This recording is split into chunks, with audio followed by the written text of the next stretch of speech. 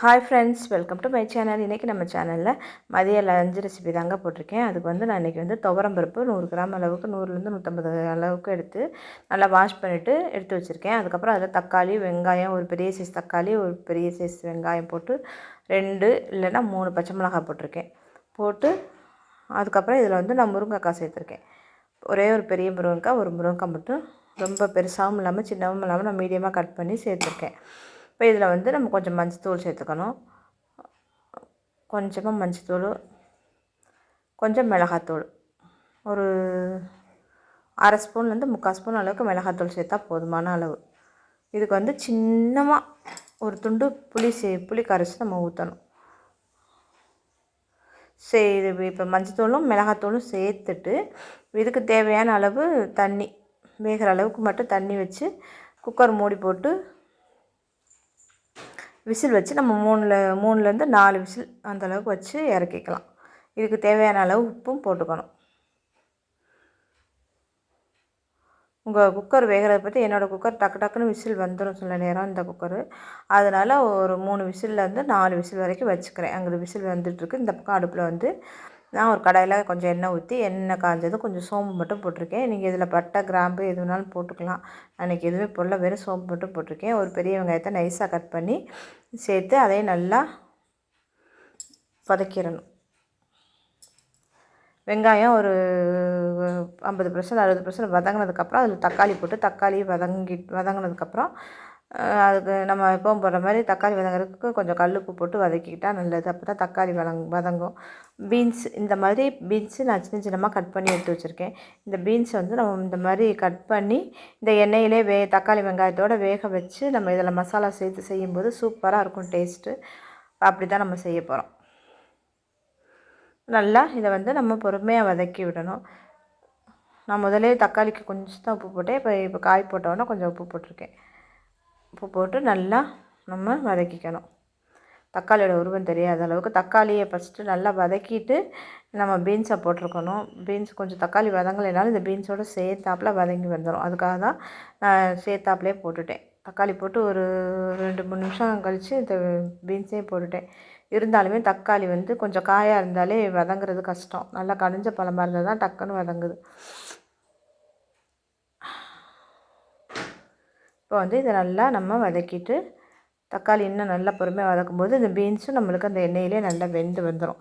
அதுக்கப்புறம் இதில் மசாலாலாம் ஒன் பை ஒன்னாக நம்ம சேர்த்துக்கலாம். இதில் நான் என்ன சேர்த்துருக்கேன்னா கொஞ்சம் மஞ்சள்தூள், ஒரு ஸ்பூனுக்கு கொஞ்சம் கம்மியாகவே சேர்த்துருக்கேன். 3/4 ஸ்பூன் அளவு தான் மிளகாத்தூள் சேர்த்துருக்கேன். ஒரு ஸ்பூன் அளவு மல்லித்தூள், சின்ன ஸ்பூனில் கொஞ்சமாக கரம் மசாலா தூள் போட்டு நான் அந்த எண்ணெயிலே ஒரு வதக்கிட்டு இப்போ கொஞ்சம் தண்ணி ஊற்றி நம்ம மூடி போட்டு மூடி வேக வச்சுக்கணும். பீன்ஸ் நம்மளுக்கு எண்ணெயிலே வதங்கும் போதே நல்லா வெந்திருக்கும் ஓரளவு. ஸோ இப்போ தண்ணி ஊற்றி தண்ணியெலாம் வற்றுற அளவுக்கு இன்னும் கொஞ்சம் தண்ணியே ஊற்றிக்கலாம். அப்போ தான் நல்லா வெந்து வரும். வெந்து வந்தால் தான் அந்த மசாலாவெலாம் அந்த பீன்ஸில் நம்மளுக்கு சேர்ந்து வரும். அதனால் கொஞ்சம் தண்ணி ஊற்றி மூடி போட்டு மூடி இடையில நம்ம எடுத்து கிளறி விட்டுக்கிட்டே இருக்கணும்.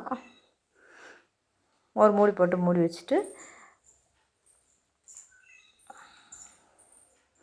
நம்ம இடையில இந்த மாதிரி எடுத்து கிளறி விடணும். இன்னும் கொஞ்சம் நம்மளுக்கு வேக பத்தலை அப்படின்னு தெரிஞ்சால் இன்னும் கொஞ்சம் தண்ணி ஊற்றி இன்னும் கொஞ்சமாக நம்ம வேக வச்சுக்கலாம். ஸோ நல்லா வெந்து வந்துடணும். அப்போ தான் சாப்பிட்றதுக்கு நல்லாயிருக்கும். அதுக்கப்புறம் இதில் சேர்க்குறதுக்கு கொஞ்சமாக சின்னமாக 2 சில்லு தேங்காய், கொஞ்சம் பூண்டு, சோம்பு, சீரகம் சேர்த்துருக்கேன். சேர்த்து அதை நைஸாக அரைச்சிட்டு இதில் நம்ம சேர்த்துக்க போகிறோம். சேர்த்து மிக்ஸி ஜாரையும் அலசி நம்ம இதில் சேர்த்து நல்லா மிக்ஸ் பண்ணோம்னா அந்த தண்ணி சேர்ந்து வற்றி வரும்போது நம்மளுக்கு சூப்பராக இருக்கும். இப்போ சூப்புக்கு எல்லாம் ரெடி ஆகிடுச்சு. குக்கரை திறந்தாச்சு. கொஞ்சமாக புளி கரைச்சி வச்சுருக்கேன். அதே அதில் ஊற்றிக்க போகிறேன். அதுக்கு முன்னாடி தேங்காயை இதில் ஊற்றியாச்சு. ஊற்றி நல்லா கிண்டி விட்டுட்டோம்னா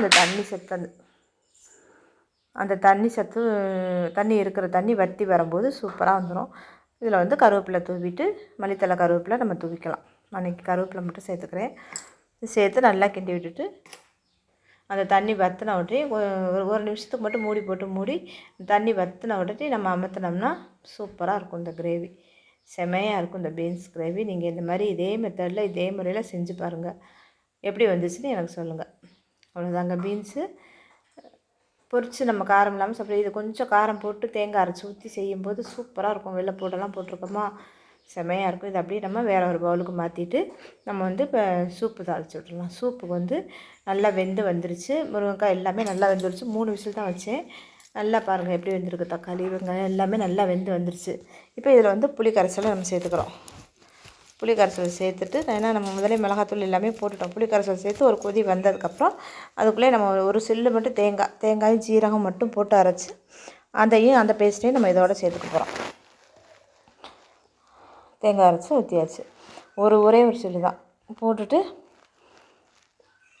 நல்லா கொதித்து வரட்டும். மிக்ஸி ஜாரை அரிசி ஊற்றிட்டு நல்லா கொதித்து வந்துக்கிட்டு இருக்கோம். கொதித்து வந்துட்டு இருக்க நேரம் இங்கிட்டு வந்து அதே கடாயில் கொஞ்சம் எண்ணெய் ஊற்றி எண்ணெய் காஞ்சது கொஞ்சமாக ஜீரகம், கொஞ்சம் கடுகு பருப்பு, பெருங்காயம் போட்டு மல்லித்தழை கருவேப்பிலை போட்டு தூக்கி இதில் கொட்டியாச்சு. அவ்வளோதாங்க. சூப்பராக கொதித்து வந்துருச்சு. செமையான முருங்கைக்காய் பச்சடின்னு சொல்லலாம். இல்லை சாம்பார் மெத்தட்லேயே வச்சதுனால சமையல். ஏன்னா கொஞ்சமாக தான் நான் வச்சுருக்கேன்.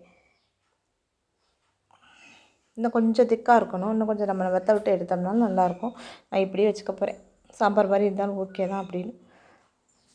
ஸோ சூப்பரான முருங்கைக்காய் பச்சடியும் பீன்ஸ் கிரேவி ரெடி. சுட சுட சாதம். சூப்பரான சாப்பாடு தானே. சிம்பிளான சாப்பாடு, சட்டுன்னு செஞ்சிடலாம். சூப்பராகவும் இருக்கும். நல்ல ஹெல்த்தியான சாப்பாடும் கூட. Okay friends, thank you. அடுத்த வீடியோவில் சந்திப்போம். சப்ஸ்கிரைப் பண்ண மறந்துடாதீங்க.